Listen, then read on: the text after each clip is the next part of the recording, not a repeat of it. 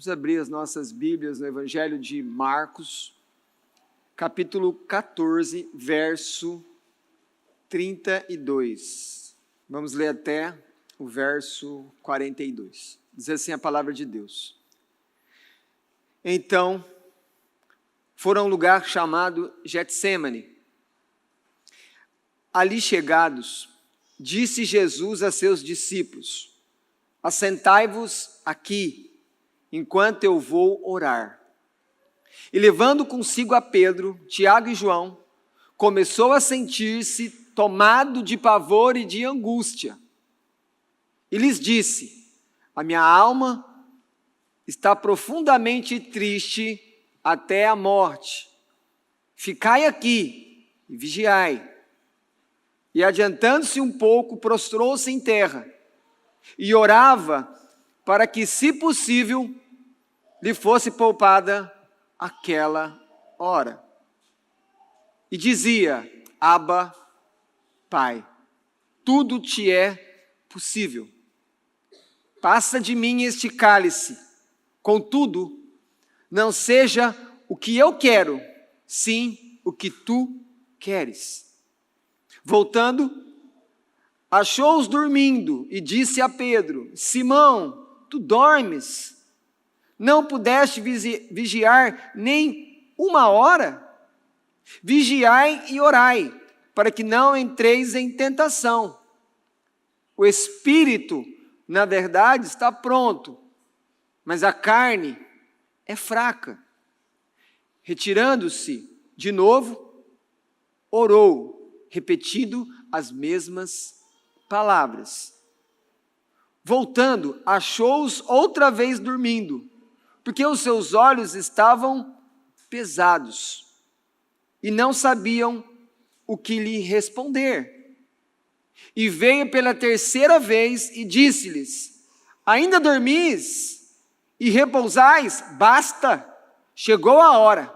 O Filho do Homem está sendo entregue nas mãos dos pecadores. Levantai-vos, vamos, eis que o traidor se aproxima. Amém. Deixa sua Bíblia aí, vamos orar. Senhor, ouve a nossa oração, Senhor. Fala ao teu povo que se reúne para ouvir a tua voz. E nós estamos diante da tua santa palavra. Fonte, Senhor, de toda riqueza, de toda revelação de quem tu és, de quem nós somos e quais são os seus planos para nós. Ajuda-nos, Senhor, a ficarmos atentos a tudo aquilo que o teu Santo Espírito que está entre nós e vive em nós, falará a cada um de nós conforme a tua vontade, Pai. Nos confronta, também nos consola, nos edifica, nos liberta de pensamentos enganosos e falsos. E principalmente, Senhor, ajuda-nos a ficar mais apegados a Ti. Tu és a âncora da nossa vida. Tu és o chão dos nossos pés. Tu és, ó Pai, a razão de vivermos. E agora, Senhor, alimenta o teu povo, fala conosco, Senhor. Em nome de Jesus nós te pedimos. Amém. Podeis sentar.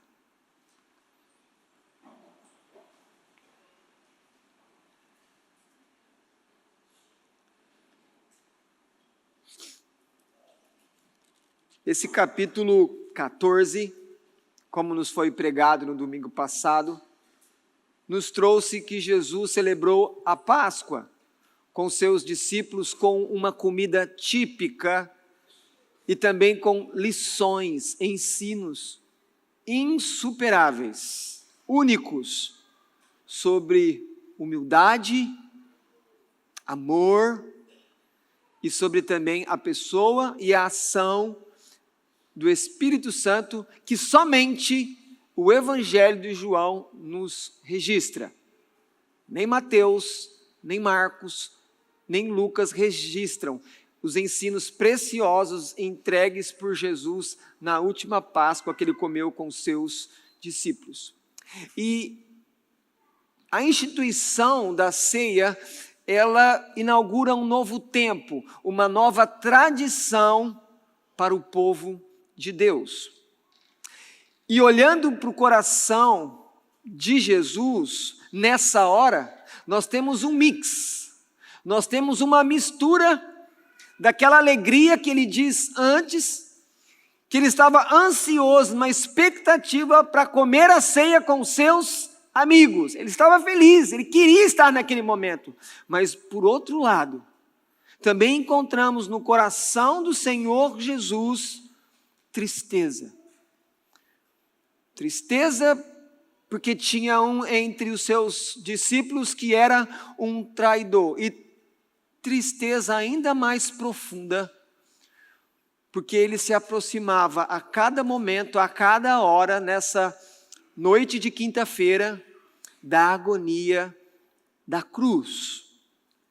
Então, após comer com os discípulos e após ensinar, Jesus, como mostra João 17, ele ora pelos discípulos, que nós chamamos esse capítulo de a oração sacerdotal. Ele ora pela igreja, ele ora pelos apóstolos. E quando ele termina essa oração, depois de ter comido e depois de ter ensinado, ele canta. Mesmo com o coração dele daquela maneira, ele canta ao Senhor, ele leva um cântico de adoração ao Pai. E então, nós chegamos aqui a esse verso 32, quando Jesus sai para orar no jardim do Getsemane, porque a sua alma está profundamente triste. Jesus nunca sentiu o que ele está sentindo agora. Esse momento é único. E precisamos então ficar atentos o que está acontecendo com o nosso Senhor e Salvador aqui, enquanto ele se encaminha para orar nesse jardim. Ele está ali, na verdade, dando início à paixão. E aí então eu chamo a mensagem dessa noite de a paixão de Cristo no jardim, não na cruz, que é o próximo passo, que é a próxima cena, mas ele já tem uma dor anterior, ele já antevê a cruz, o que vai acontecer na cruz, mas aqui ele já está sofrendo muito, ele já começa o seu caminho doloroso, a paixão, o sofrimento dele, porque ele ora ao Pai, agonizando, lutando para obedecer a Deus. Porque na oração, como nós observamos na leitura, ele pede ao Pai que ele seja livrado daquele cálice. E nós vamos entender por que ele diz isso. Mas, ao mesmo tempo, ele fala que não seja feito o que ele está pedindo. Numa oração sincera de Jesus, autêntica. Mas ele diz, seja feito o que o Senhor quer. E o que o Senhor quer é que Jesus beba aquele cálice que foi planejado para ele desde a eternidade. E é interessante quando nós olhamos para a cruz, tem uma expressão impactante de Jesus. Quando ele está ali próximo dos seus últimos suspiros de vida, ele diz uma frase muito importante para a obra dele. Ele diz, está consumado. Como se ele dissesse, Pai, eu fiz tudo o que o Senhor mandou fazer. Ou como se ele tivesse assim, falar, meu Pai, eu bebi esse remédio amargo, não porque eu precisasse de algum tipo de cura, mas eu bebi esse cálice que o Senhor preparou, cheio de ira, até a última gota. E depois ele diz aquela oração final, nas tuas mãos entrego o meu espírito. E Jesus morre. Jesus morre. Jesus enfrenta seu chamado, revelando mais uma vez quem ele é. Jesus é o sumo sacerdote que ora pelos seus discípulos quando ele está lá no cenáculo, quando ele está ainda ali naquele ambiente da ceia. Mas ele também é aquele que quando vai para o jardim, ele agoniza, ele sofre muito. Por quê? Porque ele é o servo sofredor, conforme foi dito pelo profeta Isaías no seu capítulo de número 53. E ainda, quem é Jesus? Jesus, como disse João Batista, ele é o Cordeiro de Deus que veio para morrer na cruz. Aqui então, nós temos uma revelação de quem é Jesus. O sumo sacerdote, o servo sofredor e o Cordeiro de Deus. Aqui então estamos nesse monte das oliveiras. O monte das oliveiras de um lado, uma planície que é o Vale de Cedron no meio e o monte onde está o templo do outro. Então Jesus está nesse monte, no Monte das Oliveiras. E lá nesse monte existia um lugar que Jesus gostava de ir para orar. Um lugar conhecido por ele e pelos seus discípulos, que é o jardim do Getsêmani. Mas agora, ele está naquele jardim de uma maneira que ele nunca esteve antes. Porque agora ele está numa luta da oração dele com Deus. Porque de um lado Jesus diz ao Pai, passa de mim esse cálice. Do outro lado, tem o plano redentor do Pai que o chamou para ter uma obediência perfeita à vontade do Pai. Jesus então, quando está com os discípulos, chega ao jardim para orar, ele fala para os discípulos, sentem aqui. Fiquem aqui que eu vou orar. Só que quando ele fala, vou orar, ele chama Pedro, Tiago e João e leva com ele. E ele leva esses três com um propósito. Ele leva para que esses três vigiem com ele, que esses três estejam com eles, mas também orem por eles. Mas o texto diz que eles dormem por 3 vezes. 3 vezes Jesus está ali precisando deles, mas eles dormem. Eles não oram por Jesus, eles não oram por eles simplesmente dormem. Mais uma vez, nós percebemos o Evangelho de Marcos mostrando como os discípulos fracassam em seguir as ordens de Jesus. E então, ao levantar-se da oração, Jesus sai dali resoluto, tendo um alvo fixo. Ele levanta dali para caminhar até a cruz. Ele levanta dali para se encontrar com os seus inimigos, com os seus algozes. Mas ao mesmo tempo, depois que ele ora, pedindo livramento para o Pai, mas fala para que seja feita a vontade do Pai, não a dele, Jesus levanta-se dessa oração como um modelo insuperável de obediência aos apóstolos daquele tempo e a todos os discípulos que se chamam pelo nome dele hoje. Nós temos um modelo aqui formidável de obediência. E percebem vocês que a obediência de Jesus, ela foi cunhada, ela foi formada, ela foi manifestada enquanto ele orava.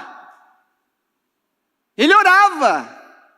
Quantas vezes nós, de maneira ingênua, infantil, achamos que vamos conseguir obedecer a Deus sem estarmos como Jesus, lutando com Deus na oração. Mas assim começa a paixão de Jesus, orando, agonizando, sofrendo. Primeira coisa que eu quero chamar a atenção de vocês, no verso 32, é que Jesus procura um lugar para orar. Ele então vai para o Monte das Oliveiras.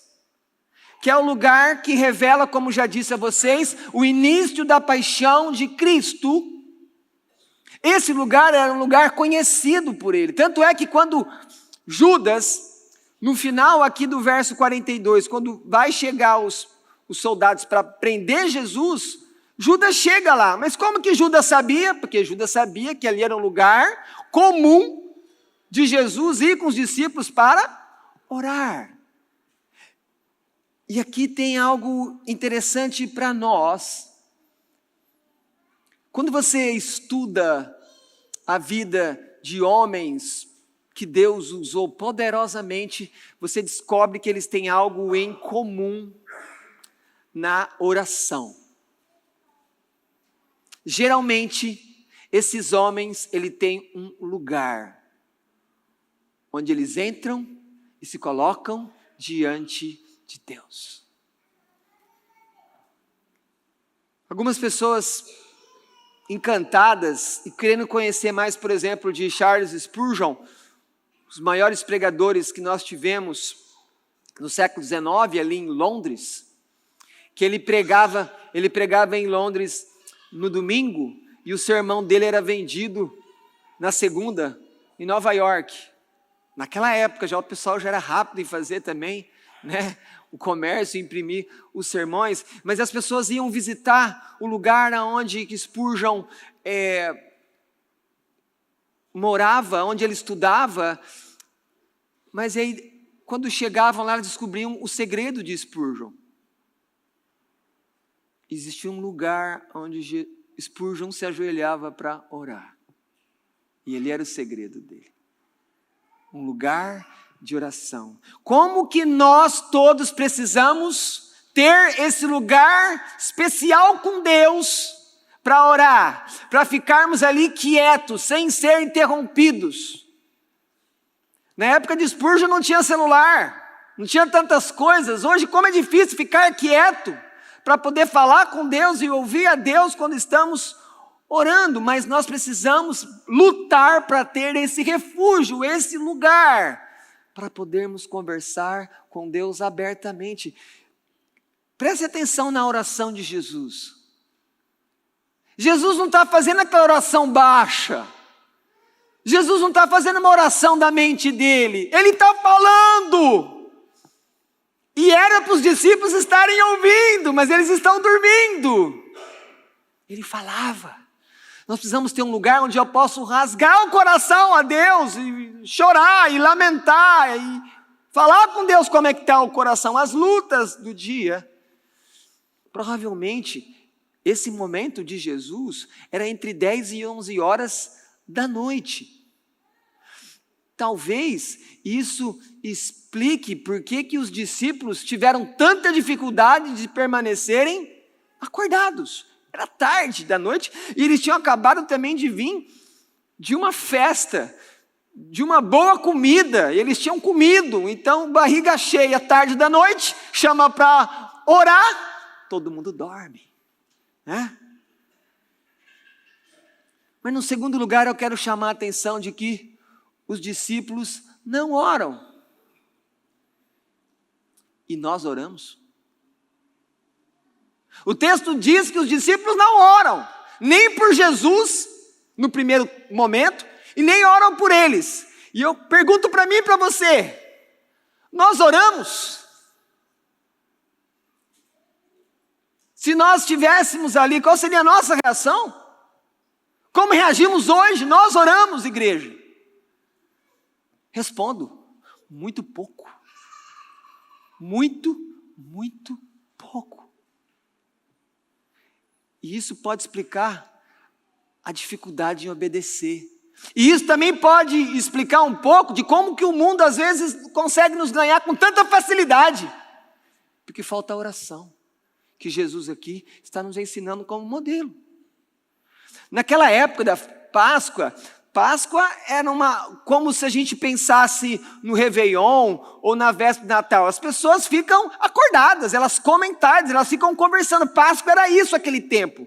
Então era para eles ficarem acordados, mas Marcos diz que eles estavam com os olhos pesados, eles não conseguiam ficar acordados. Como já disse, eles poderiam estar cansados, eles tinham comido, mas tem outras coisas que Jesus fala sobre isso. E eles tinham escutado verdades ali que qualquer ser humano não esqueceria jamais aquelas palavras que eles ouviram no cenáculo. Uma outra coisa chama a atenção nesse texto, que esses 3 discípulos, Pedro, Tiago e João, eles tiveram alguns momentos especiais com Jesus. Eles foram chamados por Jesus para verem coisas que os outros não viram. Por exemplo, nós podemos aqui nos lembrar quando foi acontecer a ressurreição de Lázaro, Jesus levou os 3 para ver aquilo acontecer.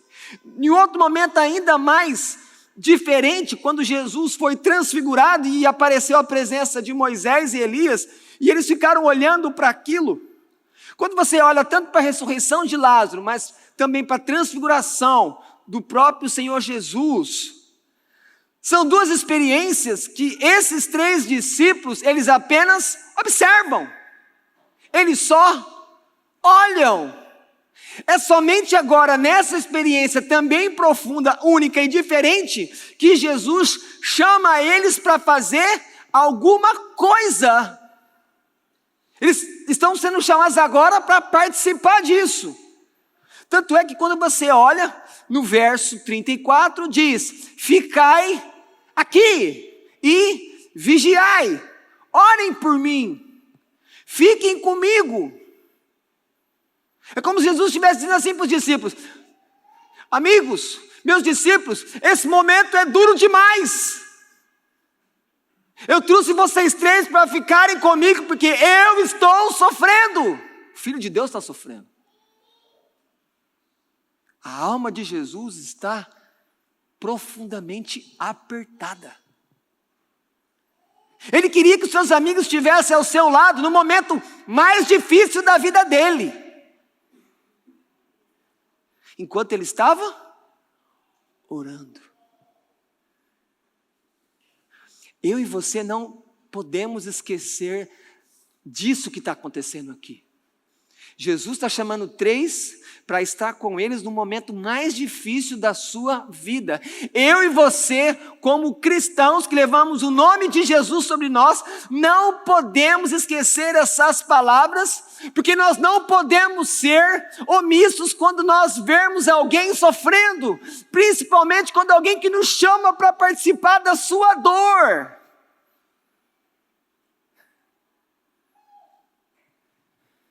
Nós devemos a Deus, visitas às pessoas quando elas estão nos hospitais. Nós devemos isso. Quem é cristão tem que fazer isso. Temos que estar lá perto quando as pessoas estão sofrendo, num lugar estranho, às vezes num lugar frio, com pessoas que ela não conhece. Um cristão, ele deve ser aquele que se dispõe a trocar muitas vezes a sua noite de sono por uma vigília, num velório cansativo, que o sono fica batendo em você toda hora para te apanhar, mas você fica ali porque alguém que você ama, que você se importa, perdeu alguém muito importante. Mas eu tenho que falar para vocês que quando eu olho para a maioria dos cristãos de hoje, eles não se importam. Olhem para mim aqui que agora, por favor. Às vezes os cristãos não se importam com os irmãos nem quando eles perdem pessoas importantes de sua família. Onde nós estamos imitando Jesus? As pessoas não têm 5 minutos para ir num velório. As pessoas não podem ficar 1 hora. Olha o que Jesus fala: vocês não puderam vigiar por mim 1 hora. Vocês não podem fazer uma visita no hospital de 30 minutos? Quer dizer que vocês não podem ficar 20 minutos num velório, quando alguém que você ama, alguém que conta com você, com o seu consolo, e você não aparece, e nós não estamos lá. Quer dizer então que uma pessoa muito querida acabou de sofrer um rompimento terrível chamado divórcio, e a gente não está lá, e a gente não se importa. Uma pessoa, às vezes, por alguma decisão errada na vida financeira, quebrou, perdeu tudo.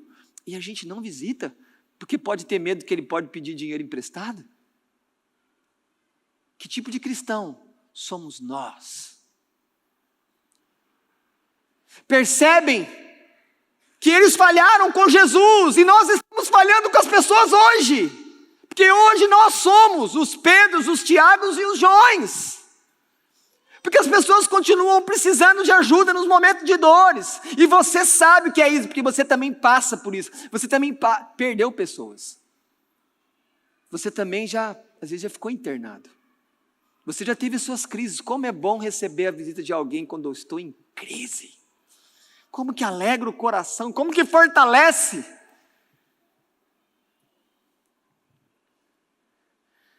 Mas os amigos de Jesus falharam com ele. Eles não ficaram acordados. Pelo contrário, o sono os venceu. Eles foram aquelas sentinelas desatentas que não permaneceram com Jesus na hora que ele mais precisou. Jesus nunca precisou tanto de um amigo como nesse momento no jardim do Getsemane. Como que ele precisava de Pedro? Como que ele precisava de João e Tiago? E o que Pedro falava? Eu morro por ti, Jesus. João ficava no peito. João tinha detalhes de Jesus que os outros não tinham. Mas eles falharam com Jesus. Depois de repreender Pedro, que estava dormindo, então ele fala para ele, assim, ó, já que vocês não estão orando por mim, e vigiando comigo, atravessando comigo esse momento tão difícil, então agora orem por vocês, porque daqui a pouco vai acontecer algo aí comigo, e vocês vão ter dispersos, vocês também vão ter problemas. Quando o verso aqui, eu quero chamar a atenção, no verso 38, quando fala assim, não entrei em tentação. Aqui não é a tentação no sentido daquela tentação clássica, de aquela tentação que antecede, que é um teste para você pecar ou não. Né? Já avisando que ser tentado não é a mesma coisa que pecar, mas a tentação é um teste. Você pode ou não pecar. Mas a tentação aqui que Jesus está dizendo a eles é o seguinte, fala assim, olha, o coração de vocês se importa comigo. Eu sei que vocês têm boas intenções, só que o corpo de vocês está tão cansado, vocês estão tão despreparados que vocês não conseguem fazer aquilo que vocês querem fazer para Deus. É isso que está acontecendo aqui. Às vezes o coração quer, mas o corpo não consegue. Ou será que algum de nós aqui acha que eles quiseram dormir de propósito? Não! Eles não queriam dormir, mas eles não conseguiram. O sono venceu eles. A fraqueza do corpo se manifestou aqui. Para a gente entender isso, é como aquele irmão que não se preparou para o culto de domingo. Como assim não se preparou para o culto de domingo? Ele deveria ter se preparado, e agora na hora do culto ele está lutando com Deus, não em oração, não lutando para entender o texto, ele está lutando para ficar acordado. Porque a carne é fraca, ele quer ouvir a palavra. Entende? Mas a carne é fraca. E aí, ele às vezes é vencido pelos tropicões que os sonos vão trazendo por nós. Não é que ele não queira servir a Deus no culto, mas o corpo é fraco. Então apenas o desejo não é suficiente para fazer a vontade de Deus. E vocês me entendem o que eu estou falando. Às vezes o cansaço de um cristão é tão grande que o corpo dele se recusa a ir para a igreja. Não, eu estou cansado demais, eu não vou ao culto. Com isso, Deus não é servido, e a principal missão dele na vida, que é adorar o Senhor, é negligenciada. Então, quais são os antídotos para evitar a negligência com o Senhor? Preparar o seu corpo físico é algo espiritual. Orar antes do culto é algo que vai te ajudar na hora que você está servindo a Deus, mas nós somos muito automáticos. E então nós chegamos ao terceiro ponto. Jesus é conduzido à oração pela agonia. Qual é o caminho mais rápido para Deus levar qualquer um aqui para oração? Crise, sofrimento, problema, escassez, confusão. É o caminho de Deus para levar você para a oração. A diferença é que Jesus, ele não foi levado para a oração por causa dessa crise. Ele foi orar porque ele estava em crise, profunda tristeza. Só que lembre-se, o normal dele era sempre estar na presença do Pai orando. Então, às vezes, se você fala assim, Senhor, eu quero estar na sua presença mais em oração, e aí você não se importa, a gente não vai e começa a orar, provavelmente a resposta de Deus para a sua oração vai ser, ok, eu vou te trazer para bem perto de mim, Deus vai trazer uma crise para você. E aí o mundo vai achar, falar, está vendo, você não sabe orar, mas não. Quando Deus fizer isso com você, lembre-se, Ele está chamando você para perto de você. Como nós não vamos para perto de Deus de uma maneira natural, o que Ele vai fazer? Ele vai tocar em cada um de vocês, em cada um de nós, para nos trazer para perto dEle, porque Ele nos ama. Ele vai fazer isso. Mas voltando para Jesus, ele está angustiado, ele está num pavor da morte, o coração dele está acelerado nessa noite de quinta, ele acabou de sair de uma celebração, ele estava alegre, mas o coração ao mesmo tempo estava triste, e o cálice do Pai é a causa mais profunda de tudo que passa na alma dele, é esse tal de cálice que está deixando Jesus agoniado, triste, e ele sabe que a cada hora que passa, a cruz fica terrivelmente mais próxima dele. Mas ele já está sofrendo agora. A cruz ainda não chegou, mas ele sabe que ele está há pouco tempo de chegar naquele lugar que nós podemos chamar de o último altar da terra. A cruz é o último altar da terra. Depois que Cristo subiu, foi levantado naquela cruz, não há mais necessidade de altares. Aquelas pessoas que ainda olham para como se tivesse um altar hoje, elas não entendem que hoje Deus não tem altares. Deus tem mesa. É a mesa do Senhor. Esse é o último altar. Aqui foi feito o sacrifício eterno, definitivo e eficaz, que foi a morte de Jesus. Não tem mais altar.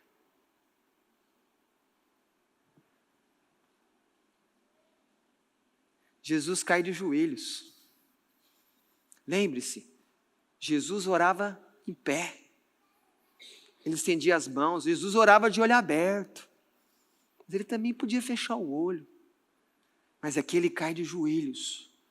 E aqui ele ora com toda a sua força, porque ele sabe que Deus tem poder para livrar ele daquela hora, para tirar aquele cálice. Aquele cálice está cheio de ira. Ira de quem? Do diabo? Não! Aquela ira é do Pai dele. É a ira de Deus que está no cálice.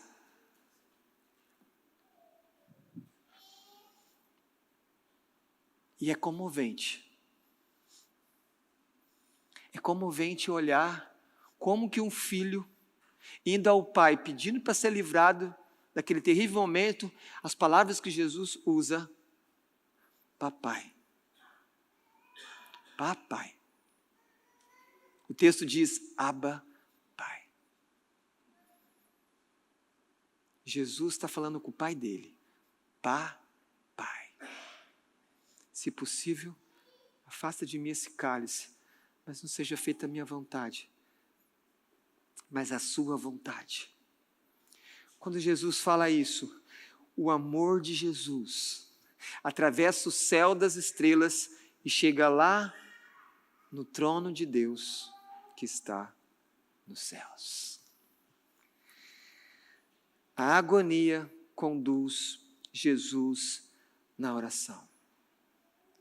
Você precisa de uma vez por todas entender que essa oração, ela é real, ela é sincera, ela é verdadeira.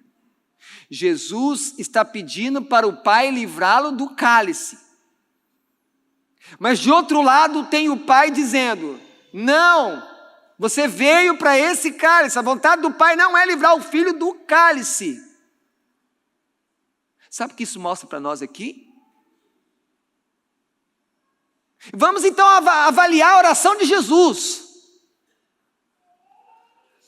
Se o Pai não atendeu o Filho, então deve ter faltado alguma coisa nessa oração.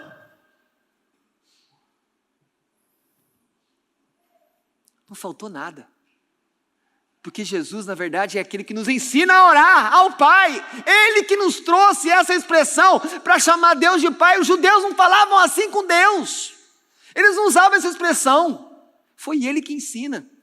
Quando Ele vai ensinar os discípulos a orar, como é que Ele fala?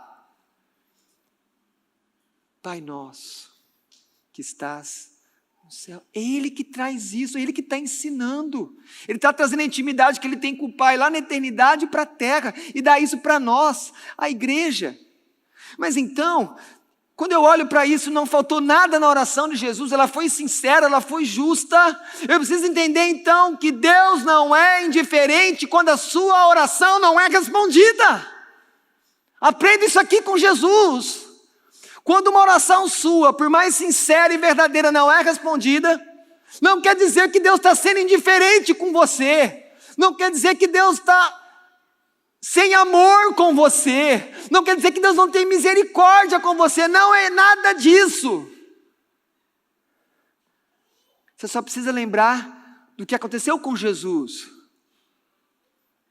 O plano não é esse, filho. O plano não é esse, filha. Então a resposta não vai ser como você quer, porque a resposta tem que ser conforme o plano que vem do céu para a terra, e não é da terra para o céu. É isso que nós estamos vendo aqui. É o plano de Deus que no final tem que se cumprir, não a nossa vontade. Então, quando você ora sinceramente, e Deus não livra, não pense que Deus não te ama. Não pense que Deus te abandonou. Não, você é chamado para dar um passo de fé. Confie em Deus. Porque diferente de Jesus, quando nós estamos no meio do juízo, no meio da dificuldade, Ele está conosco. E isso foi diferente com Jesus. Porque quando Ele estava na cruz, o Pai abandonou o Filho. E aqui eu estou dando para vocês o maior motivo da agonia de Jesus. Jesus estava com o coração acelerado. Jesus estava com um sentimento ali que ele nunca tinha experimentado, porque ele sabia que em algumas horas ele ia experimentar algo que ele nunca tinha experimentado. Ele ia ficar sem a presença do Pai. Esse momento é único na história de Jesus. É o seu maior drama. É a maior dor de Jesus. Escute aqui um pouco. A maior dor de Jesus foi no jardim antever. Daqui a pouco eu vou experimentar algo que eu nunca experimentei. Eu vou ficar sem a presença do meu Pai. É isso que deixou Jesus apavorado. Esse é o termo. É isso que estava prensando Jesus de dentro para fora. Na cruz, o corpo de Jesus foi entregue pelo povo de Deus. Mas é no jardim, nessas orações, que o servo sofredor está dando o seu coração ao Pai em total obediência e submissão, porque ele não pediu livramento? Sim, ele pediu, mas no final ele falou, seja feita a tua vontade, ou seja, eu vou me submeter, mesmo que eu passe pela pior dor que possa existir para mim, Pai, eu vou me submeter à tua vontade, porque esse é o plano. E então, Esse é o padrão de justiça de Deus. Obediência completa, obediência total. Jesus se entregou, Jesus se conduziu exatamente como Deus exigiu dele. Por isso que a gente pode dizer que Jesus é a nossa justiça. É esse tipo de obediência de Jesus que é travada na oração, que diz a Escritura que aperfeiçoou ele como Filho de Deus. E é por isso então, que quando eu penso na minha salvação, na tua salvação, você jamais pode pensar que a tua obediência faz algo para te salvar, porque não faz. Não faz. Mas a obediência de Jesus foi colocada em você, se você crê nele. E a obediência dele faz toda a diferença na sua vida. Precisa crer nele, precisa confiar nele. Porque a obediência dele foi recebida totalmente por Deus. Como é que a gente sabe? Ele morreu na sexta, mas ele ressuscitou no domingo como hoje. Por isso, provavelmente, os cultos sempre são aos domingos também, para a gente nunca esquecer. Jesus ressuscitou dos mortos. Ele é a nossa justiça.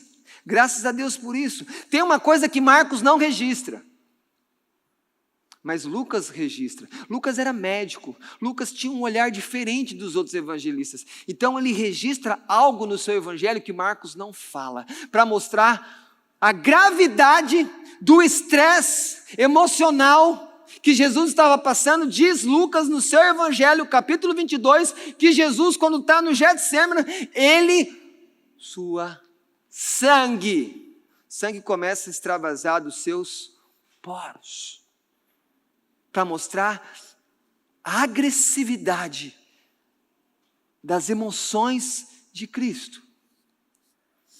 Quando Jesus chega no jardim, qual que é a ordem? Olha para o verso 32, ele fala, senta. Depois ele diz, ora. Mas agora, quando chega no final, no verso 42, ele fala, todos de pé, vocês estão prontos? Antes, no começo, Jesus estava com quem? Com seus discípulos, com seus 3 melhores amigos. Agora no final, ele está de pé por quê? Porque os seus inimigos estão a caminho para prendê-lo, que acontece a partir do verso 43.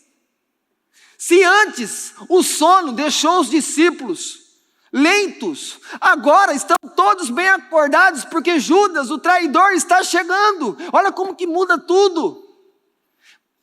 Mas tem uma coisa interessante aqui. O coração de Jesus também foi fortalecido enquanto ele orava. Duas questões importantes olhando para a humanidade de Jesus. Algumas pessoas têm dificuldade de aceitar que Jesus é humano. Algumas pessoas têm dificuldade, e eu entendo isso. E aí então a Escritura está aqui para nós podermos trabalhar nessas coisas. Mas o que tem aqui nesse texto que mostra que Jesus é humano? Ele obedeceu. Ele falou, olha, me livra disso, Pai, o Senhor pode tudo, mas não foi como ele queria. Então ele obedeceu, ele teve que seguir o caminho do Pai. Então isso prova que ele é humano, porque ele está submetendo à vontade do Pai. E aqui quando ele faz isso, ele dá a maior lição para os seus alunos. Por quê? Porque obedecer ao Pai aqui é abrir mão da maior alegria da vida dele, que é a presença do Pai. Percebam como parece paradoxo isso? Obedecer ao Pai dele é ficar sem a presença do Pai na cruz, mas mesmo assim ele obedece. Porque aqui vocês precisam olhar Jesus como homem. Ele é homem. Ele é uma pessoa. E nunca se esqueçam, Jesus tem corpo no céu. E quando ele voltar, ele vai voltar com um corpo glorificado. Que eu não sei como que vai ser isso, mas a Escritura diz que todo mundo vai ver. Se todo mundo vai ver, todo mundo vai ver ele vindo, aquele corpo. Uma forma de um cometa, que brilha muito e vai vir para acertar contas com o mundo. Por outro lado, aqui nós temos uma grande tentação em Jesus. Porque aqui ele teve uma experiência de ser tentado a a fazer aquilo que ele queria, ser livrado dessa dor da ausência do pai, mas não. Ele passa por aquilo, e quando Jesus sente tudo isso, de alguma maneira isso é um consolo para você e para mim. Por quê? Nós vivemos dramas como esses, por circunstâncias diferentes. Então agora pense, nós temos um Senhor e Salvador, que é Jesus, que sabe o que é experimentar essas tentações que nós experimentamos todos os dias. E se sabemos então que Ele sabe o que é, nós precisamos lembrar que Ele vai ter compaixão quando nós estivermos nas nossas fraquezas, passando pelas tentações.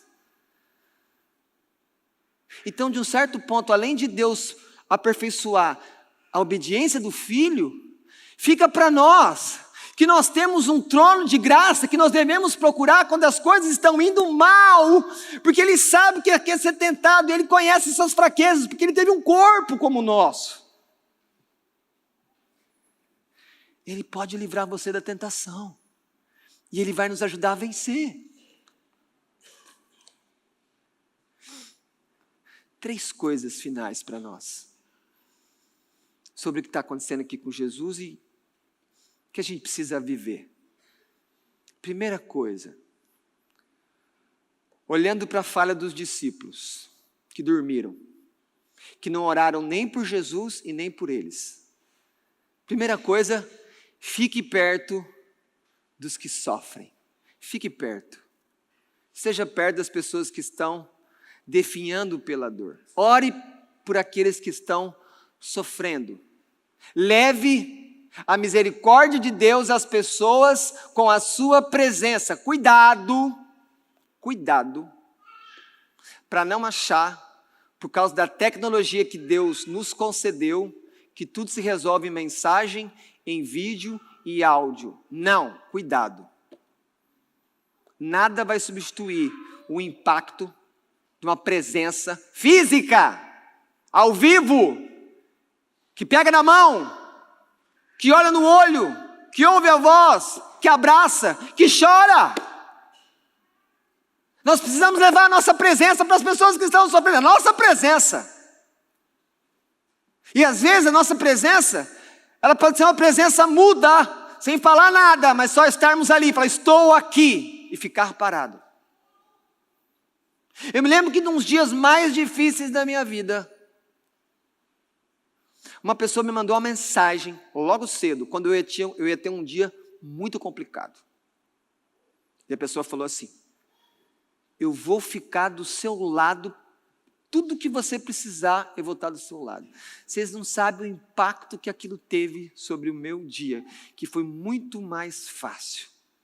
Porque uma pessoa decidiu se gastar em ficar literalmente do meu lado, como se eu fosse um capitão, um general, um comandante militar e a pessoa fosse um soldado. Eu falava, faz isso, a pessoa ia e voltava. Faz aquilo, a pessoa ia e voltava. Eu tive essa experiência de ser consolado pela presença de alguém que me ajudou quando eu estava sofrendo. Isso é marcante. E é isso que Deus espera de mim e de você. Segunda coisa, falando ainda de ficar perto, boa intenção não é oração. Às vezes você tem muitos desejos bons pelas pessoas. Eu te quero muito bem. Mas se te querem muito bem, não passa de uma intenção no coração que não produz nada. Boa intenção não resolve a dor das pessoas, certo? A sua presença ajuda. A sua oração ajuda. Um ato concreto, material, faz a diferença. Boa intenção não resolve a dor das pessoas. Segunda aplicação. Quando o sofrimento chegar na sua vida, a presença de Deus é o lugar mais confortável para você sofrer e chorar. Amém. Lembra disso.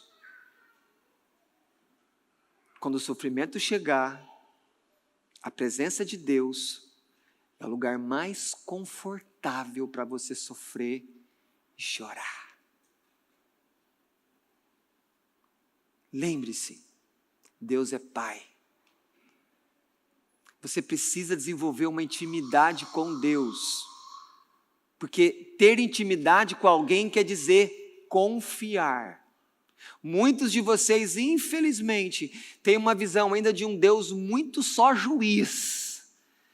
Alguns de vocês ainda têm uma visão que Deus tem uma balança. Deus não tem balança, Deus tem livros, diz a Escritura. Balança não. Lembre-se, Deus é Pai de todos aqueles que creem em Jesus. Eu preciso confiar nesse Deus, eu preciso ter intimidade com Ele, eu preciso confiar nele quando o dia mau chega, que Ele está comigo, que Ele não me abandona. Quando tudo dá errado, Deus continua me amando, porque Ele é meu Pai, Ele não me abandona, Ele não me trai.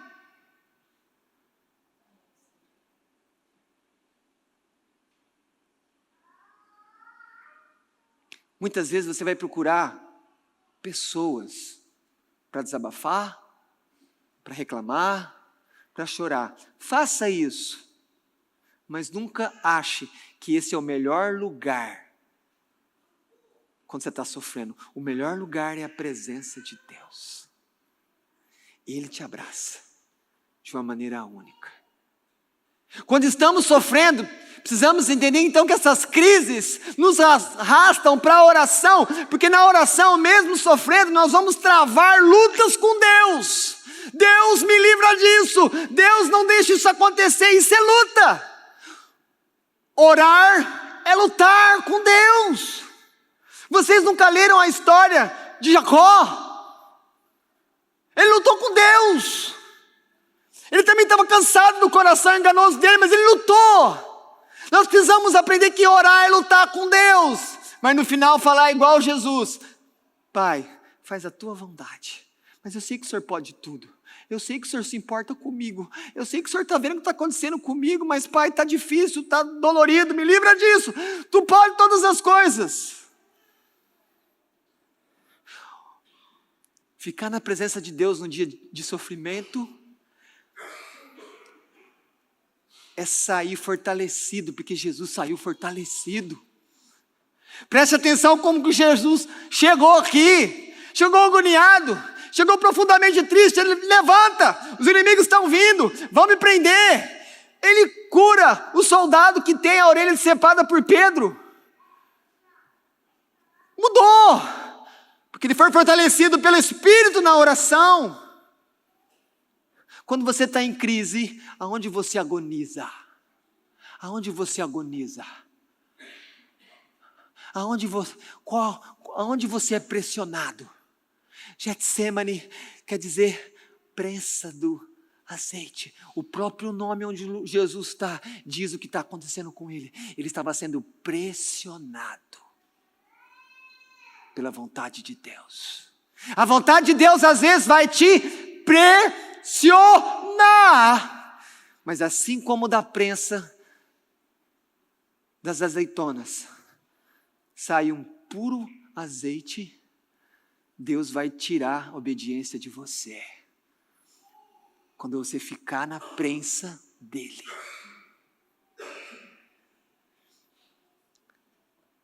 Terceiro e último, Jesus é nosso modelo de obediência.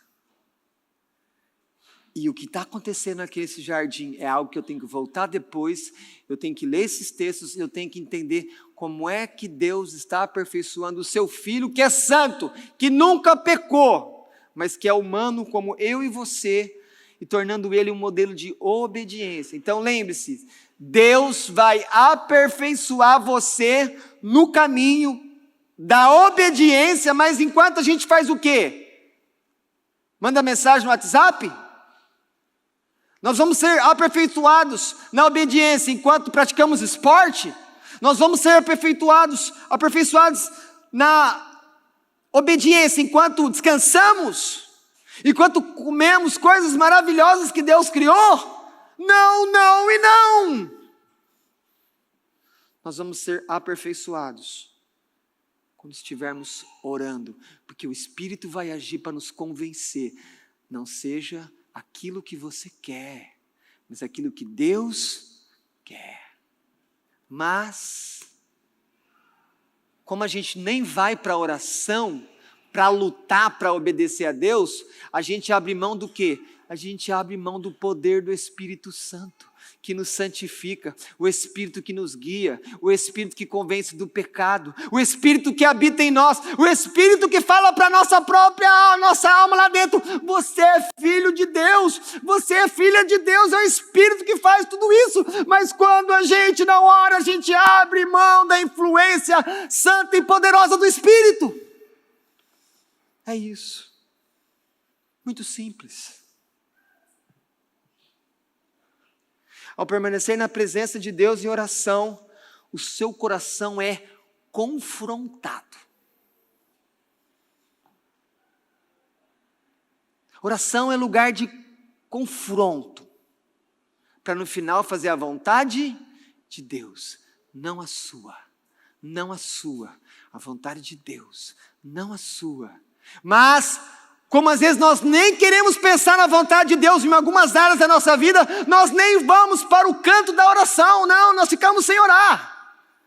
Pode ser então que uma das explicações para a nossa falta de oração é a nossa total disponibilidade de querer obedecer a Deus, porque sabe que se for orar, Deus vai falar com a gente, Deus vai confrontar. Se ler a Escritura, Deus vai confrontar. E a gente fecha a Bíblia, e a gente não vai orar, e a gente perde. E a gente fracassa como os discípulos fracassaram.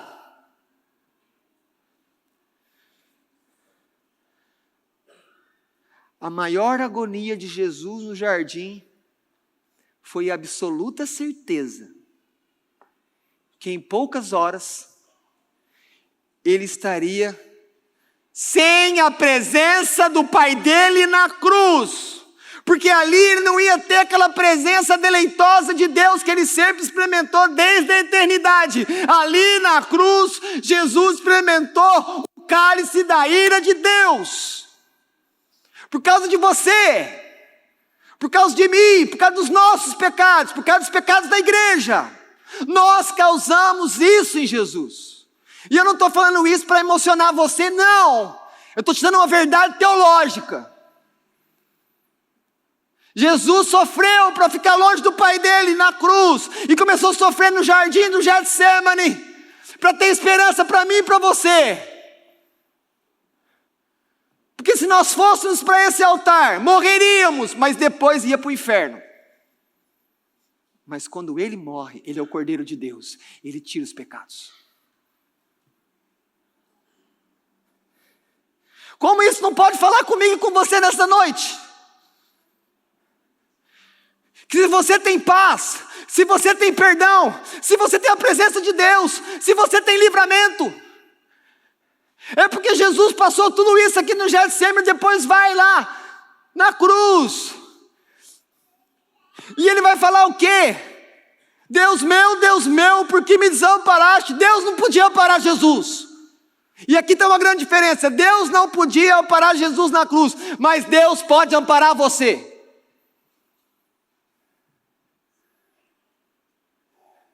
E as pessoas ainda perguntam onde está o amor de Deus. As pessoas ainda querem prova do amor de Deus. Jesus sofreu por causa de algo que muitas vezes nós como igreja não damos valor, na presença do Pai. E ele sofreu por causa disso. Esse é o sofrimento todo de Jesus. Jesus não está com medo da morte, igreja, porque ele diz: eu dou a minha vida e eu tomo ela de volta. Ele é Senhor de vivos e mortos. Ele não está com medo da morte, igreja. O medo dele é: eu vou ficar sem meu papai. Entende isso? Quem sabe as crianças pequenas, quando fica longe do pai e da mãe, começam a chorar desesperadamente, sejam exemplos, entendam melhor isso do que eu e você.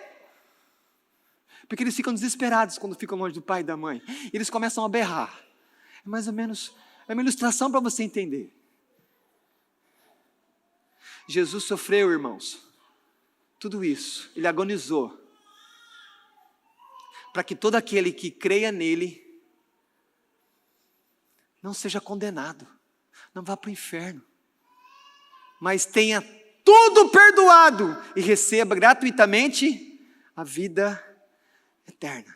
Como diz Marcos, esse é Jesus, o Filho de Deus. Amém.